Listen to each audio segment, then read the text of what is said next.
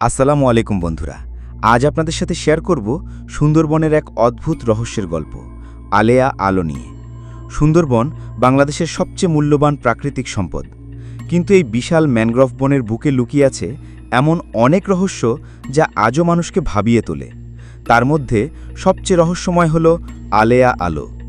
স্থানীয় মানুষজন বলেন, রাতের অন্ধকারে হঠাৎ করেই দেখা যায় নীলাভ সবুজ আলোর গোলক। মনে হয় যেন কেউ হাতছানি দিয়ে ডাকছে। অনেক জেলে এই আলো দেখে পথভ্রষ্ট হয়েছেন, কেউ কেউ আর ফিরেও আসেননি। কিন্তু বিজ্ঞান কি বলে? বিজ্ঞানীদের মতে জলাভূমিতে গাছপালা পচে যে গ্যাস তৈরি হয়, সেই মিথেন, ফসফিন আর ডাইমিথাইল সালফাইড বাতাসের সংস্পর্শে এসে জ্বলে উঠতে পারে। এই প্রাকৃতিক ঘটনাই আলেয়া আলোর জন্ম দেয়। তবে শুধু কি তাই? প্রাচীন সুন্দরবনের বুকে শত শত বছর ধরে কত মানুষের জীবন অবসান ঘটেছে। স্থানীয় লোকজন বিশ্বাস করেন এই আলোগুলো সেই হারানো আত্মাদের উপস্থিতি। তারা পথহারা মানুষদের ভুল পথে নিয়ে যায়।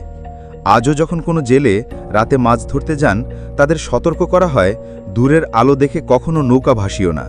কারণ সুন্দরবনের এই রহস্যময় আলো কখনো পথ দেখায় না, বরং হারিয়ে দেয় অজানার অন্ধকারে। বন্ধুরা, এই ছিল সুন্দরবনের আলেয়া আলোর রহস্যময় গল্প।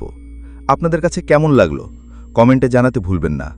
আরও এমন রহস্যময় গল্প শুনতে চাইলে চ্যানেলটি সাবস্ক্রাইব করে বেল আইকনে ক্লিক করুন। আল্লাহ হাফেজ।